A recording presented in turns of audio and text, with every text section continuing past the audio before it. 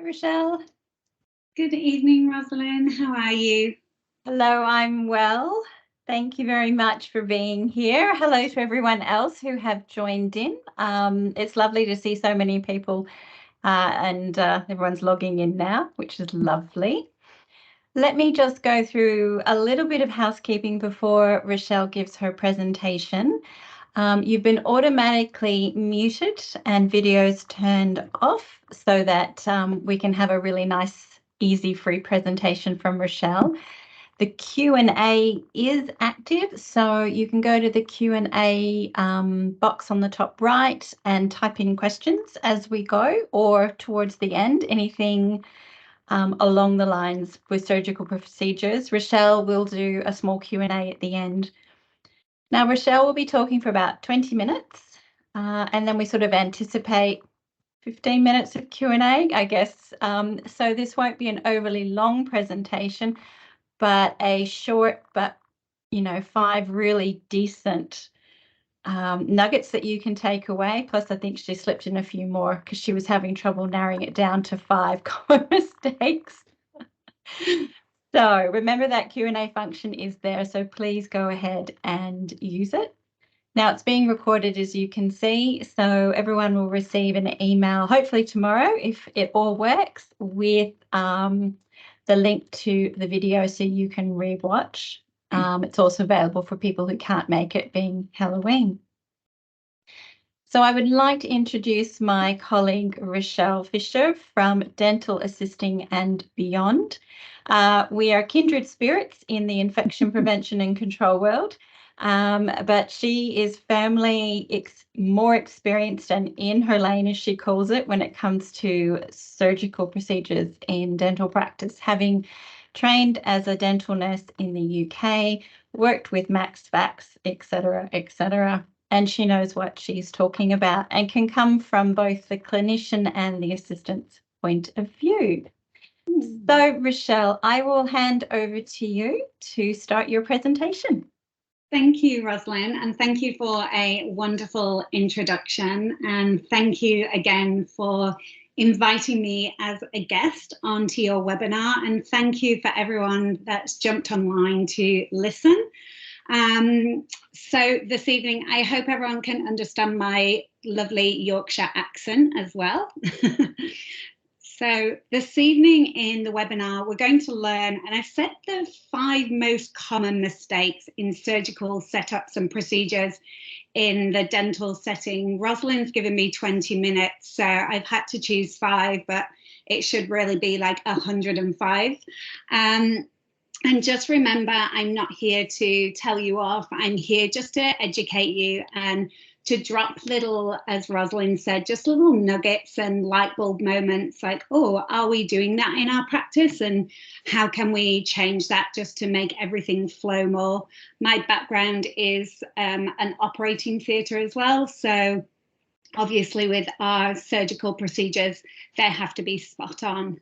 So the first one, I'm going to do a countdown. So at number 5, we have hand hygiene, whose practice looks like this. So I know that some practices are very good at hand hygiene and no nail polish, no rings, where other practices I do go in and a lot of the girls have acrylic nails on. And even if we're doing general practice here, we shouldn't be wearing those things, but especially when we're doing surgical procedures, it really is imperative that we have good hand hygiene. And as the ADA guidelines say, appropriate preparation of hands and wrists, so bare below elbow. And I always say bare below elbow to fingertips, because I still want you to keep your scrub pants on. I don't want any HR issues after this lecture. And so on page 18 of the ADA guidelines, it clearly states that you shouldn't be wearing nail polish, any rings, any jewelry, and especially Fitbits. I get that asked a lot, can we have Fitbits on? And the answer is no. It's also in Hand Hygiene Australia and the World Health Organization for hand hygiene. So it's coming from all angles. So let's talk a little bit about the first scrub of the day. So whether you are placing one implant or a surgical procedure, or you're doing them all day, the first scrub of the day, you need to be using a single-use sterile nail brush. And this is to get into the beds of the nails and underneath. And you can see on the left-hand side of the screen, this is my favorite thing to do when I go to practices, is to use my glitter bug cream and then my little blue light. And you can clearly see all the solution still in the nail beds and around. So first scrub of the day, using the nail brush, you can use the sponge on the hands and then the nail brush part in the beds of the nails. And there is a little cuticle cleaner as well on them. So going into surgical hand antisepsis, and just making sure in your practice that you are using the correct ones. So if you're doing a aqueous surgical scrub, so that would be soap and water, using something like chlorhexidine or an iodine base. Don't be using your normal hand wash products for this. So it needs to be either chlorhexidine or an iodine, so a surgical hand wash. Now, a lot of practices are now turning, and this is what I promote as well, is the surgical alcohol rub. So it's a 90-second protocol where we don't actually have to use soap and water for a 4-minute scrub. We do a social hand wash at the beginning of the day with our nail brush, and then subsequent scrubbing in, we can just use the alcohol technique. So again, just familiarize yourself in your practice what you are using, and maybe do a little protocol on this as well. So there's lots of products out there. Familiarize yourself the ones that are suitable for surgical hand hygiene. And then so at number 4, we're going into sterile surgical PPE. And this does seem to confuse a lot of people when I go into practices. They're doing certain things that really does break the sterile field very early on. So the surgical team, being the team that are scrubbed in for the surgical procedure, they will be wearing a sterile gown, sterile gloves, and making sure the gloves are covered over the cuff of the sleeve, so not showing the white part, because that actually isn't waterproof. They will be in a surgical hat and a level 3 mask and eye protection. Now, the ADA guidelines state that you should be in a level 2 mask for an implant placement. However, if you're doing multiple implant placements, they suggest a level 3. So my advice of best practice is just to use a level 3 mask, so you're not confusing people within the practice. And then the scout nurse, so the circulating nurse, the nurse that's not scrubbed in, she will be in scrubs or clinical attire, a surgical hat, a mask, eye protection, and then just exam gloves, but only when handling contaminated items. So when you are opening up products, you don't actually need to be wearing exam gloves, but just make sure your hands are clean and unsoiled. So this is a really common mistake that I see in so many practices, and I understand. I've been in the dental industry 25 years. I've worked on the NHS. I know how fast we have to set up for things sometimes. But a lot of practices will go into a room and open the surgical equipment and throw on a pair of surgical sterile gloves to set everything up. And we really don't want to set up like this. One, I was in a practice auditing a few weeks ago, and the girl had not actually done her surgical hand antiseptic wash or scrub beforehand. So she just put these gloves straight on, and then she's handling all these instruments. So it's a little bit like the horse that's already bolted. And number 2 as well is your scrubs will probably start touching the sterile drapes. So at a very early stage, before the patients even come in, you have broken the sterile field, you've done cross-contamination. Now, another thing that I have heard of and seen in some practices are they're doing this setup with their sterile surgical gloves, but they're actually taking exam gloves, which remember are single use and they're exam, they're not surgical. And they're placing them in a peel pouch and putting them in the autoclave and classing them as a sterile glove. If you are doing this in your practice, please stop instantly because their exam gloves are not surgical sterile gloves. They've been through a different process completely. And I have training videos on how to set up very efficiently while you are fully gowned. And then let's not assist like this either. So again, I understand that in most practices, we don't have lots of members of staff that can jump in and have 2 members of the assistant team, one passing instruments and the other retracting. So a lot of the time I see that the scout nurse puts a pair of sterile gloves on and jumps in to retract. Again, this is actually breaking the sterile field. So I know sometimes with complex procedures, we do need another set of hands, but you will need to do your surgical hand antisepsis, put a sterile surgical gown on, and then your gloves, and not jump in like this photo. And so moving to the surgical gown and knowing whereabouts your sterile field is on your gown. And I'm old school, so I always say nipple to navel, but apparently we're not allowed to say that anymore.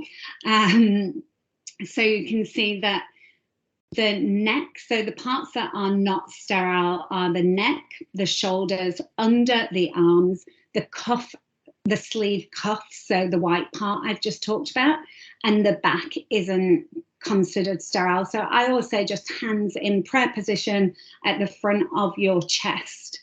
So not placing your hands behind your back, not folding your arms and tucking your hands underneath your armpits. So just this area of nipple to navel is where you are in your surgical field, your sterile field within your surgical gown.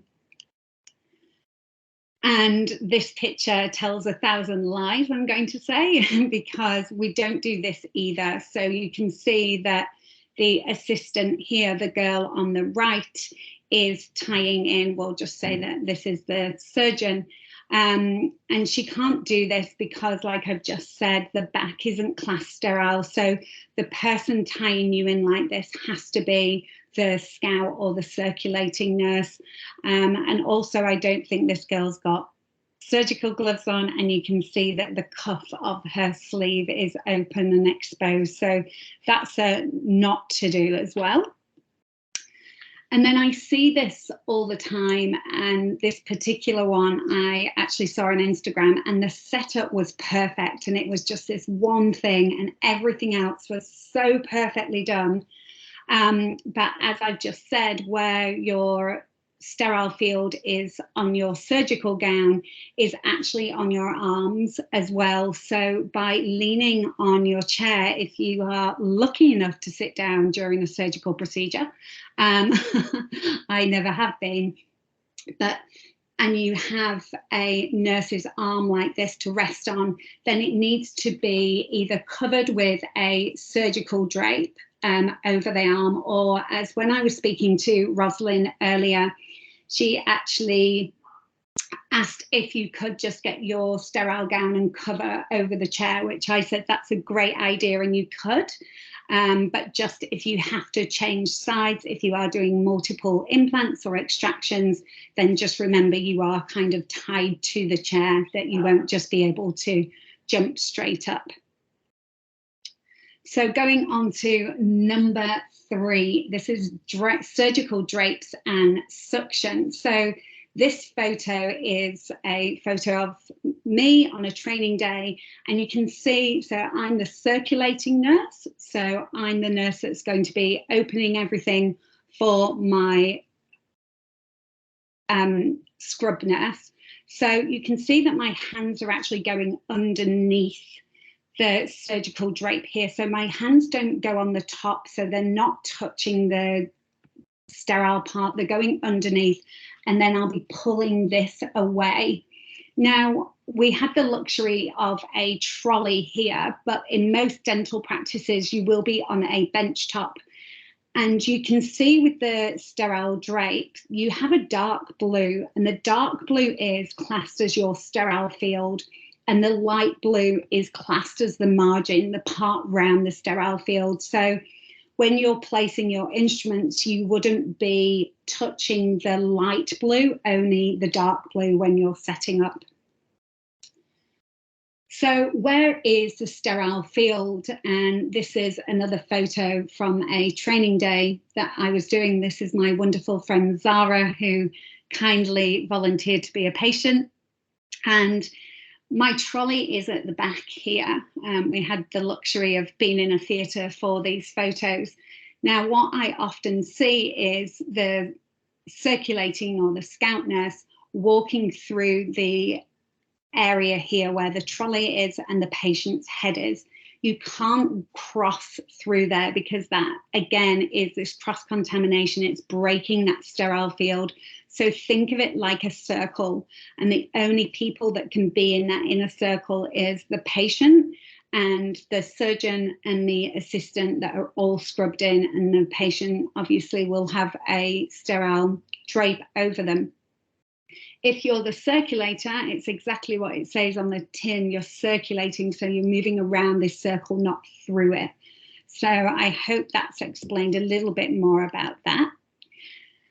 And then attaching the suction. So this is something that I often see, and practices know they do it, but they just don't know how to set it up properly. So most practices will be using the suction unit on the chair, and then putting the sterile covers over the tubing. But then what a lot of them do is click the tubing back into the suction unit. And again, if that's not covered with a sterile drape or something over it that's sterile, then again, this cross-contamination has happened. One thing you can do is you can drape your patient, and then you can put the cover on your suction and then clip it with a towel clip to your patient instead of it going back in. The alternative is using what's on my right-hand side. And again, a lot of the implant kits, so the draping kits, have a disposable suction tubing in them, and you can either have a portable unit that you move around and then everything just goes in clinical waste after, or you can get another little adapter and attach it to the chair. Now, the next slide is a quick little video of how you attach the disposable suction to the actual chair unit. My colleague and friend Alex, who does all my filming with me, might kill me now that I'm showing this video to a lot of people. I have draped her quite heavily because we were filming different sections, and she does have her surgical cloth cap on because she'd been filming, so normally the patient would have a disposable one on. But we'll just go through this video so you can quickly see. So going back to the suction, this is another alternative that you can do. You can get your suction that's connected to the chair, and then the sterile suction tubing, and attach it into the suction, and then drape the suction over so it's on. And then, like I said, this one has a little clip. Alex is not going to do anything because she's now a patient.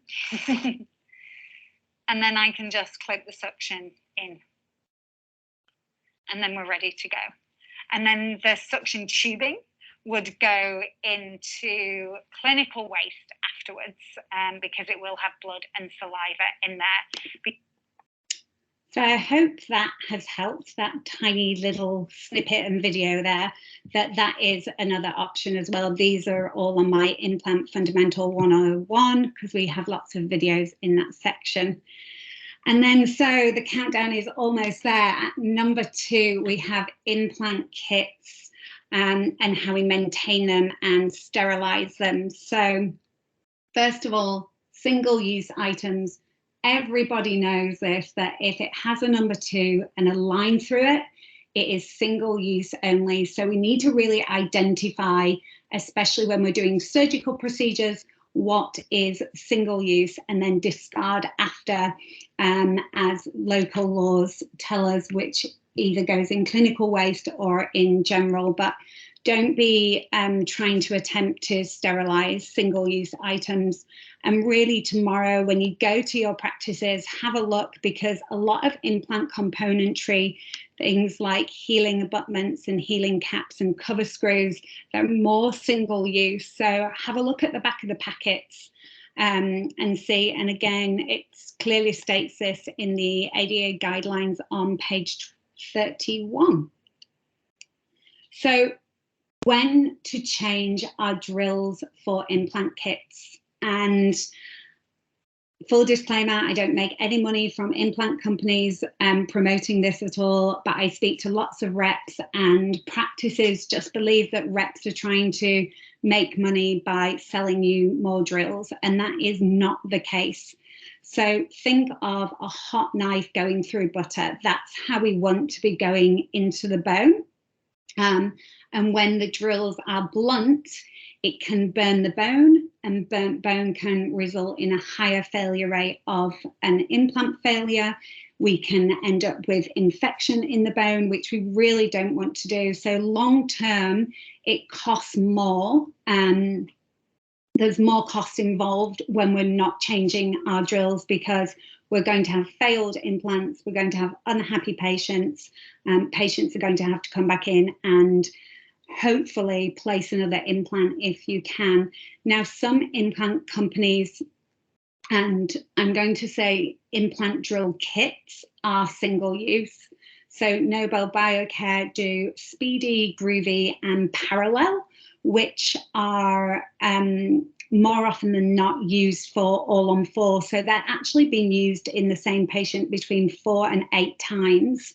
So that drill will probably be blunt afterwards, but it states on the back that they're single use only.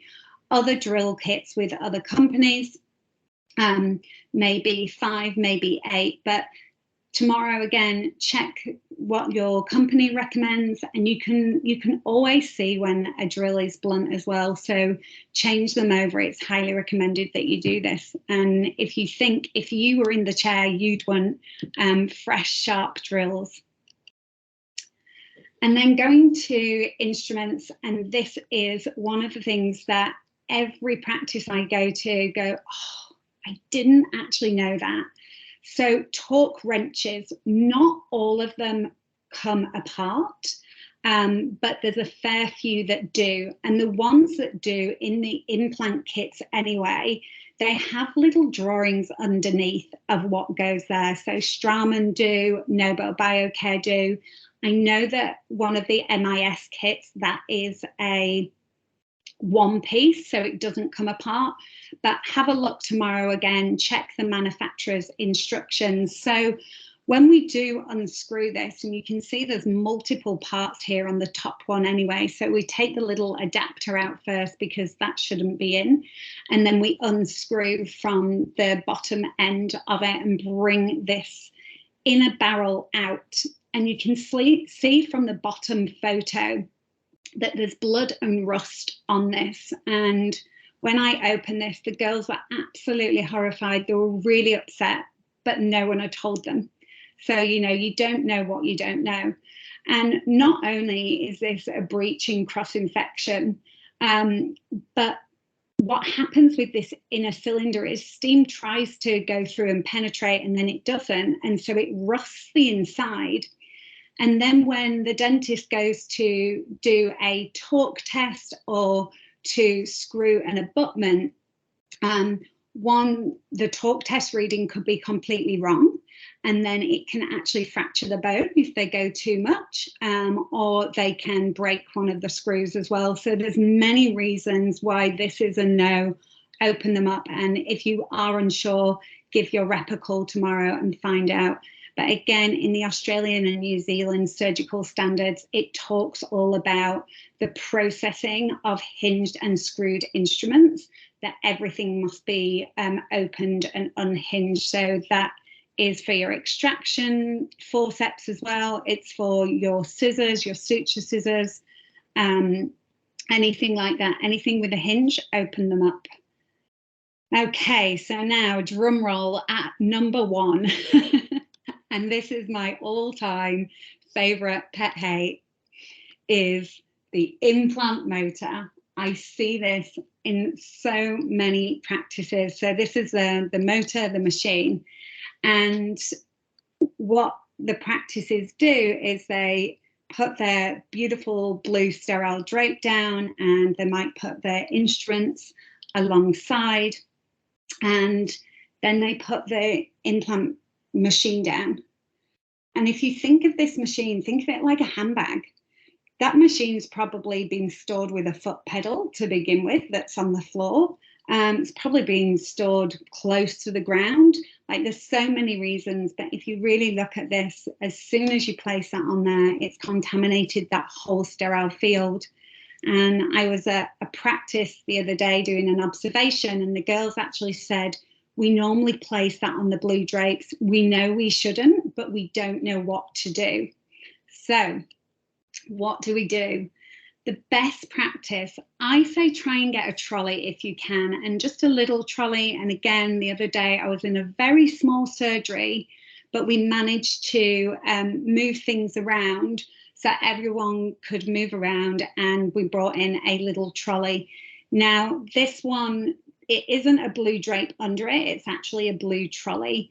And then what we do is Macfarlane's Medical, and the code is on the screen, they do a clear Mayo cover, and we cover the entire machine. And what I love about this method is the circulating nurse, so the scout nurse, can actually go into the back of the machine. She can change the fluid, she can actually change the settings, and the front of the machine is still sterile, so the surgeon or the scrub nurse can be changing the settings from the front. So it really is multi-function, so all the team can be helping each other in working this machine as well. So that's my favorite way of doing it. And like I said, Macfarlane Medical do the covers, and they work out like at $2.50. Again, I have lots of videos on how to do this. The alternative, when I went into a practice the other week, they'd covered the entire machine with a blue drape, and I'm like, you know, 10 out of 10 for being creative. But then we went to do the clear bag, and they were like, this is so much easier and better, because the surgical nurse she cut out this lovely, perfect little rectangle and then covered it all up. It must have taken her 5 minutes to set that up as well. So it is an alternative that you could put a blue drape over like that, but I much prefer the clear one, because then everyone's got access to it as well. So finally, with the implant motor or the implant lead, a lot of practices cover this again with this little sterile sleeve. Most of the leads, when you look on the barrel, will have 134 and the autoclave symbol on there. So it's stating that it can go through the autoclave, but most of them have a little cap that you can put on the top of it as well, you clip on. So I always say check with manufacturer instructions, check with your reps, but just go on the manufacturer's instructions and see what they advise. But if it's got the 134 degrees on for the autoclave, it can go in the autoclave, and it makes it so much easier than putting the sleeves on. And again, I've been in practices that I've actually seen blood still on the lead and things. So just making sure we're keeping things like that really, really clean. So that is my top 5. even though I had to I had to put a few extras within, but they all lead from one to another. There's so much more that I could talk about, but I just wanted to give you a few little droplets and hopefully a few light bulb moments. So thank you for attending this webinar. I hope you found it helpful for yourself and for your team. I am on Instagram at Dental Assisting and Beyond. And I am at the moment running my Implant Fundamentals 101. It's an 8-week course, but you have a year to access it, and it's for anyone in the team. We've got loads of how-to videos on there, and there's also an app that you can download so you can watch it on your phone. And from behalf of Rosalind and myself, we just wanted to say an extra thank you for getting to the end of this webinar. So we're offering on both of our fully online courses 50% off. So basically it could be buy one, get one free. And Rosalind does some amazing courses on autoclaves and the sterilisation room, which really go hand in hand with all your surgical things. So thank you so much for listening. Thank you for having me, Rosalind, and I'll hand back over to you. Oh, fantastic, Rochelle. I could listen to you talk all day. You did well to condense it down. Now, if anyone has any questions for Rochelle, please pop them in the Q&A, and I will start. We do have some coming through. So let me start with the first question that popped in. So this person would like you just to confirm, when setting up the room for a surgical procedure, do you have to put on eyewear, mask, gown, hat, etc., just to do the setup? So perhaps just clarify perhaps the role of who's doing the setting up and what they need to wear. So whoever is in that room, so we'll say there is the scout nurse is opening. I always say whoever is in that room, so we'll say the scout nurse who is opening needs to be in a hat. I always say a mask and eyewear, because a mask you might be chatting to the scrub nurse, and a little bit of saliva might pop out. And also I always say wear eye protection as well, because you probably are pouring fluids and you don't want anything to splash back. I always say to wear a surgical cap as well, because 2 reasons. One, a hair can drop on the sterile drape, but something that I often see again is there's so many nurses with beautiful long hair and they have it in a ponytail and they're setting up and they spin around and it's gone all over the blue drape. So when you are opening everything, technically you don't have to be scrubbed in, but I would be wearing those few things. But when you're setting up, so you're actually touching those instruments, you need to be in your sterile gown and sterile gloves, not just popping on a pair of sterile gloves. Yes, that's right. Does that make sense? That made sense to me, but if you want some further clarification, just let me know. Yes. So it's really coming back to the role of the scout nurse and the scrub nurse. And the scrub nurse has scrubbed in, and she's the only one who actually touches the instruments and the equipment. The scout nurse helps set up, does the draping like you were saying underneath, but opens packages, but actually doesn't touch anything. Yeah, but they would still which you and I often advise as well to wear the full mask and shield, just because it's all in one and your full face is covered. But that's my personal preference. Not everyone wants that completely covered on their face. Yeah, I do quite like the mask and shield all in one, because you can still wear your prescription glasses if you need them behind your mask, which is really handy, and it doesn't get in the way like a visor might. No. Yes, so this is more for people who aren't wearing loupes. Yeah. All right. Another question is about the implant motor lead. This question is, so questioning, does that mean the lead should be in the validation load? Okay, so when your autoclave technician comes to do your servicing and your validation or your performance qualification validation, you need to give them the equipment and instruments that you typically use. So if you do lots of implants, it would definitely be an implant kit. And if your lead is going through, I would think that's a very logical thing to also make part of your challenge load, depending on the lead's makeup. I'm not as familiar with the lead makeup. I'm assuming it's just sterilizing the outside and it's not a hollow device. Yeah, so it would probably, thinking about it, probably not be as challenging, but definitely like an implant kit would have to go through if you're doing implants. Yeah, that's a really good question. When you put your brain on and go, what should I put in my challenge load for when the technician comes and does validation? Because some parts that are hollow because the handpiece is connecting to it.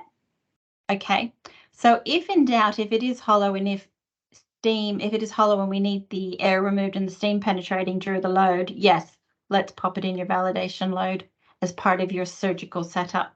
And maybe ask the technician as well. They definitely know, but I think if you're a practice that are primarily placing implants every day, then I would put it in that load.